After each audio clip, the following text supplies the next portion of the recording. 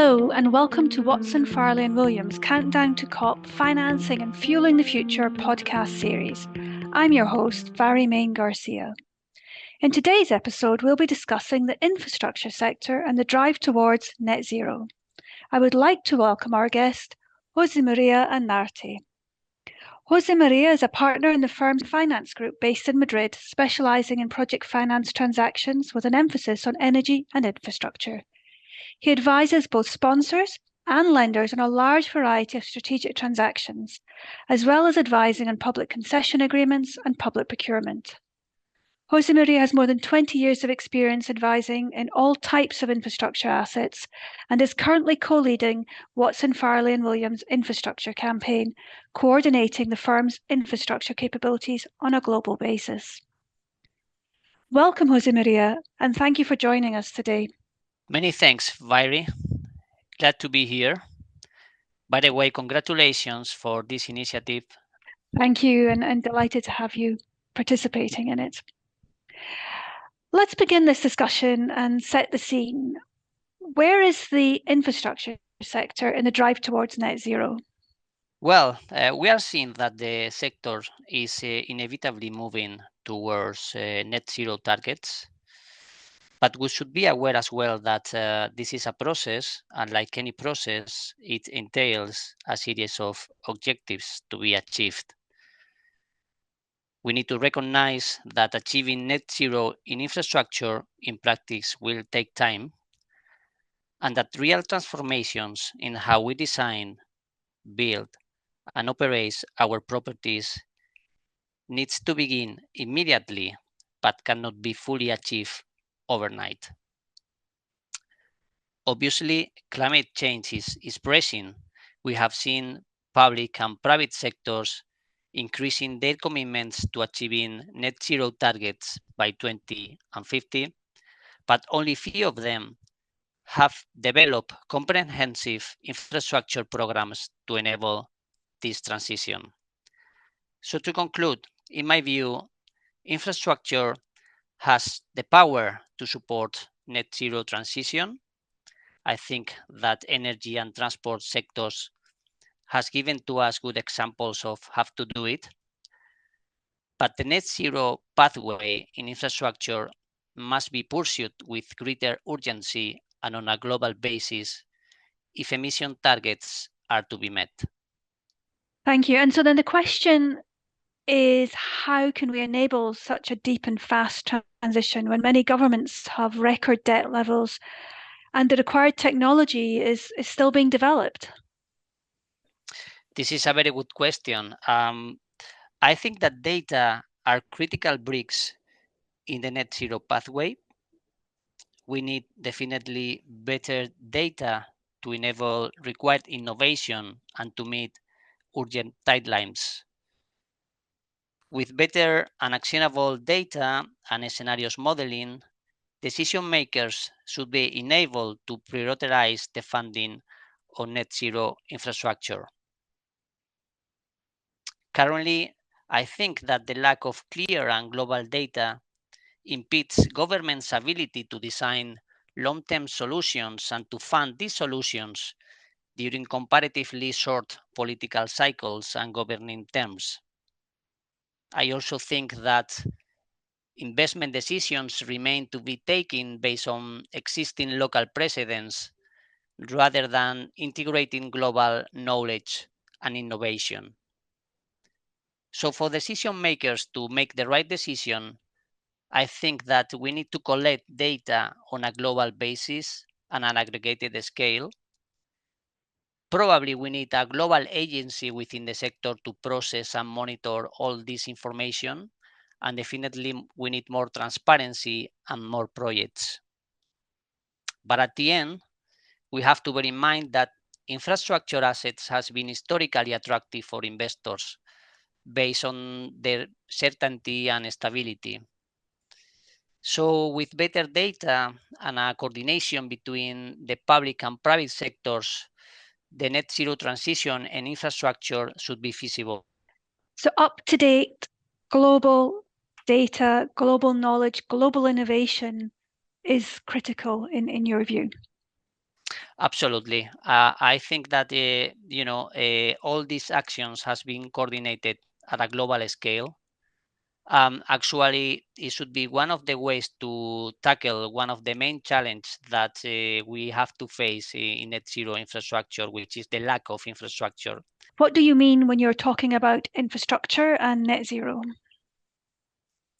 That's a great question, Mhairi, because the infrastructure concept is evolving into a new places nowadays. But when we talk about infrastructure in this area, we really mean to social infrastructure, for example. It includes housing, schools, hospitals, at the end buildings that support social and spiritual relationships, health and well-being, education, employment, leisure, etc. So we need to consider how we heat our buildings with low carbon and or renewable heating to improve the efficiency of our buildings. I think it is vital to change our behaviors in helping lower emissions, and that we need to start using all our energy efficiency technologies that are in our hands for such purposes, from digital infrastructure, including fiber, data centers or towers, to energy infrastructure, including renewables, including grids, for example, gas transmissions or storage. In addition to social infrastructure, we also need to talk about transport infrastructure. It includes roads, rail, ports, airports. At the end, transport covers everything from street lighting and traffic management to electric vehicles, logistics, and sustainable travel. In this regard, we must remark that the transition to electric vehicles is one of the most important actions in achieving carbon net zero. So charging infrastructure is vital. And finally, at the end, we have to recognize that in practice, all infrastructure subsectors are facing low carbon and net zero challenges. Thanks. So we're looking at a broad remit, capturing both social infrastructure and transportation infrastructure, as well as a number of significant and growing subsectors. Given such a broad sector as the infrastructure sector, what are the main challenges for achieving net zero? Well, I think that globally we see two main challenges on this. The first one, very obvious, is the aging of infrastructure. Aging infrastructure needs continuous follow-up and support and maintenance. Keeping up this infrastructure and updating it is a preserving effort that normally is being financed through tax money. So this may imply political preferences to delay the implementation of these necessary maintenance actions. At the end, the maintenance of this infrastructure must be made on a life cycle assessment basis, because otherwise, cumulative investment gap can easily exceed available funding. The second challenge that we need to bear in mind is the lack of infrastructure. But on this, the question is, could a lack of infrastructure investment derail the ambitious climate goals? Or can the governments turn these obstacles into opportunities? To me, in fact, it should be considered as an opportunity. And the construction of the new infrastructure should be based on a life cycle assessment, low carbon materials, and a deeply use of energy efficiency technologies. Also, I think it should be coordinated on a global basis, following coordination between public and private sectors and taking into account global data and scenario modeling collected at the scale. So, two main challenges. aging and inefficient infrastructure, and a lack of infrastructure. How can these challenges be tackled? That's a good question, no? And I think that there are multiple ways of tackling these challenges, which vary depending on the type of infrastructure we are talking about. If we talk about social infrastructure, we need to refer to district heating, for example. District heating involves generating heat in a centralized location and then distributing it to residences, business, industry in a local area. To me, district heating networks represent great potential to use low carbon energy for consumption.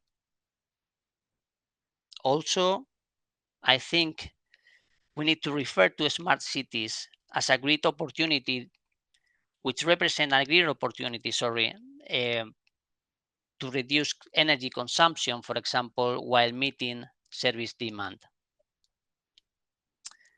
But if we talk about transport infrastructure, we also need to refer to airports and airlines. Airports are quite conscious to get to net zero, although airline situation is trickier, given that electrified planes or hydrogen planes won't be available at the scale for a long time. So the best solution for this particular sector seems to be sustainable fuel aviation. We also need to talk about gas.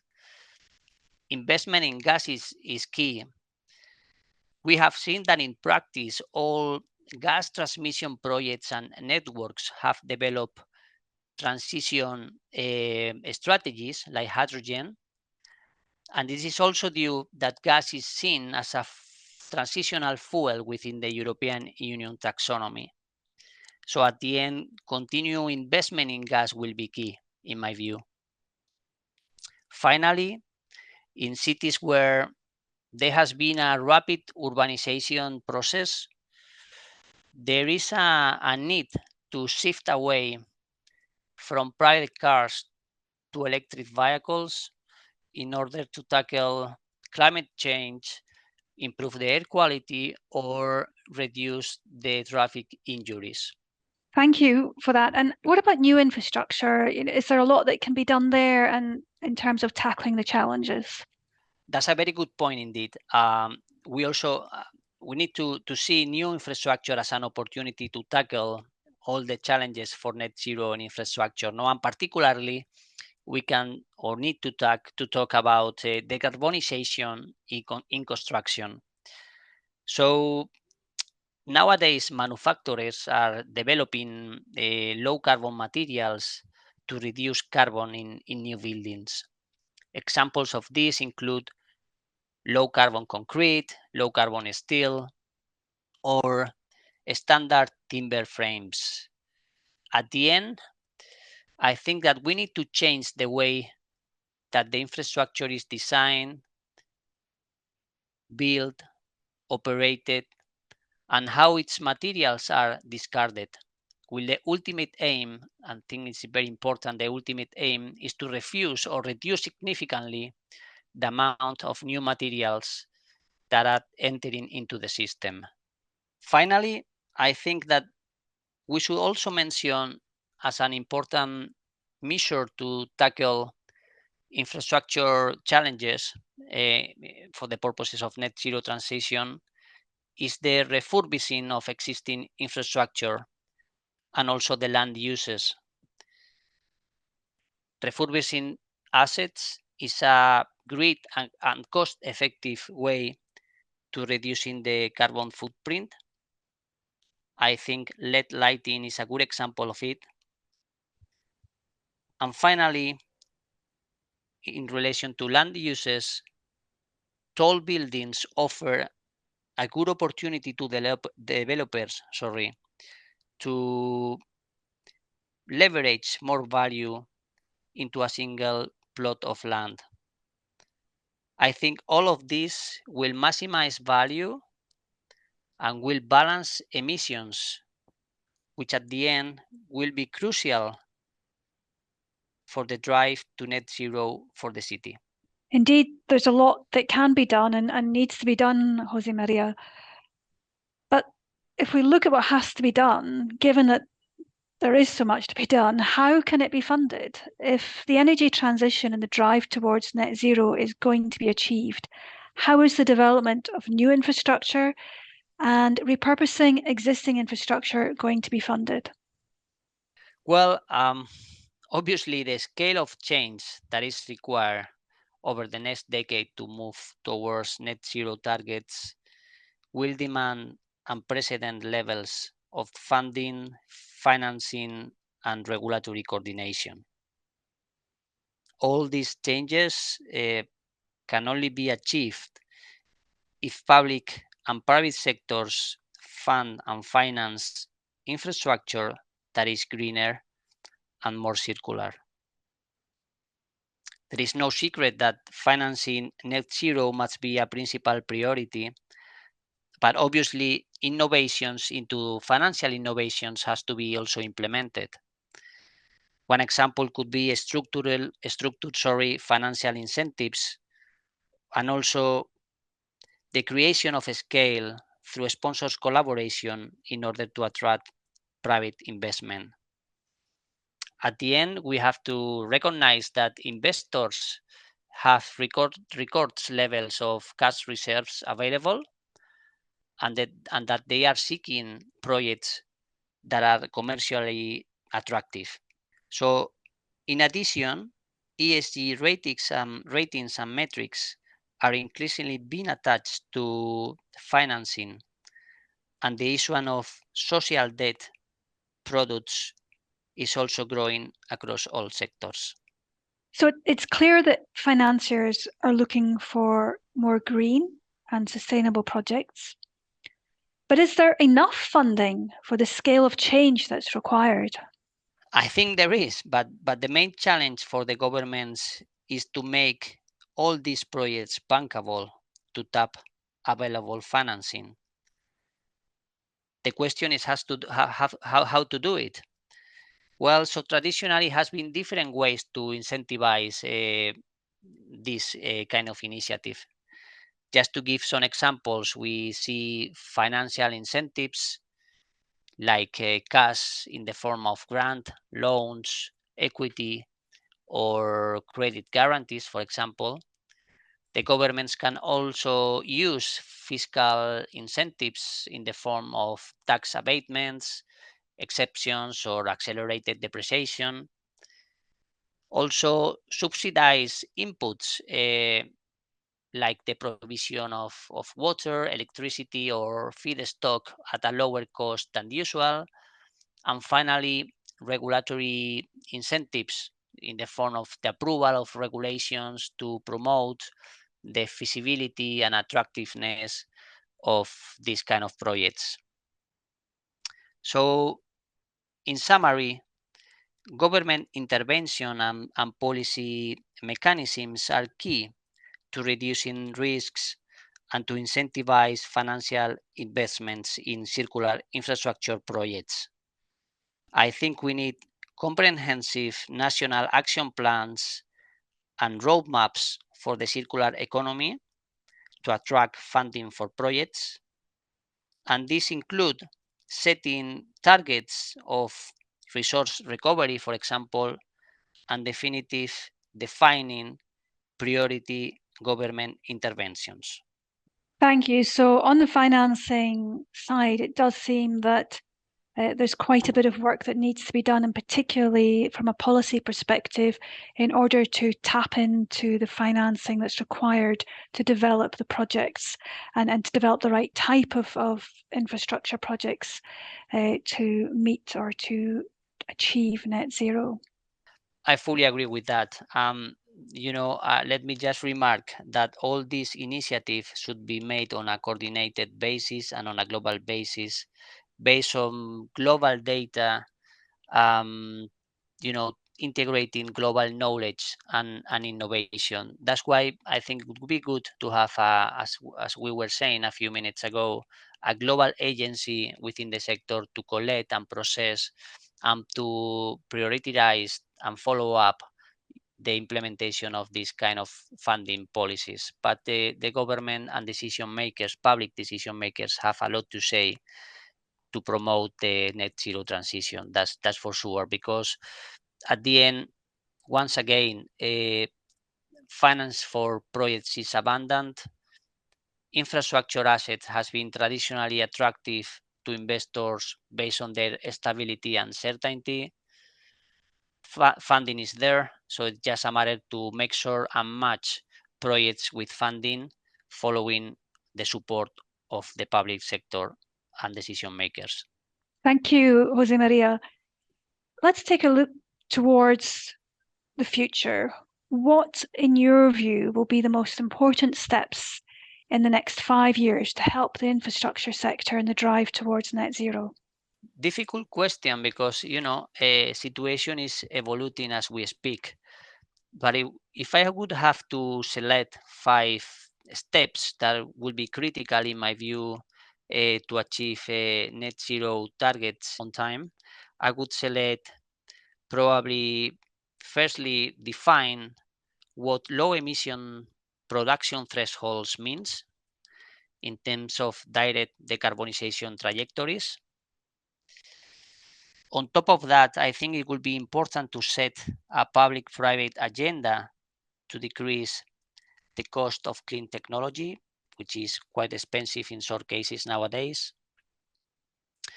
Also, we need to promote low carbon demand and establish transparency and visibility among producers. That's an important step to be taken. Also, we need to strengthen net zero policies and regulations to level the playing field for low carbon producers. And finally, I think that we need to develop risk-sharing mechanisms, green taxonomies, and public funding to the risk investments and attract capital. Gosh, those are indeed substantive steps. Could I perhaps just pick one of those and ask you to elaborate further on how net zero policies and regulations can be strengthened to level the playing field? Sure. I think maintaining global competitiveness is a top priority for industry leaders and governments, for sure. First movers investing in higher cost, low emission production facilities assume a higher risk of seeing their competitive position deteriorate. So to face this situation, in my view, we need stable and ambitious policy frameworks to level the playing field and also to incentivize firms to venture into low carbon markets. All of this while governments need to facilitate at the same time the emergence of economically viable ones. Thank you, Jose Maria, for such an informative discussion. To sum up some of the key points that you've gone through, infrastructure captures both social infrastructure and transport infrastructure, as well as emerging subsectors such as data centers. There's a twofold challenge around aging infrastructure and a simple lack of infrastructure. There's a lot that can be done, however, in the drive to decarbonise the infrastructure sector, but the steps will depend to a large degree on the type of infrastructure and whether we're looking at new or existing infrastructure. However, the infrastructure can and is contributing towards achieving net zero. There are a number of material steps that will need to be taken, including strengthening net zero policies and regulations to level the playing field for low carbon producers, and strengthening net zero policy mechanisms, along with a public-private investment agenda that incentivizes financial investment in infrastructure projects. We need to build neutral now, and we need to integrate global knowledge and innovation. I hope that summed up accurately the discussion. So thank you for making that summary, which makes total sense. Thank you. Jose Maria, many thanks for taking the time to share your expertise today. And thank you to you, the listeners, for joining us today. Please do get in touch with your feedback or if you have any questions about the subjects we have discussed. To listen or view the transcripts of all the episodes in this COP28 series, please visit wfw.com. Thank you.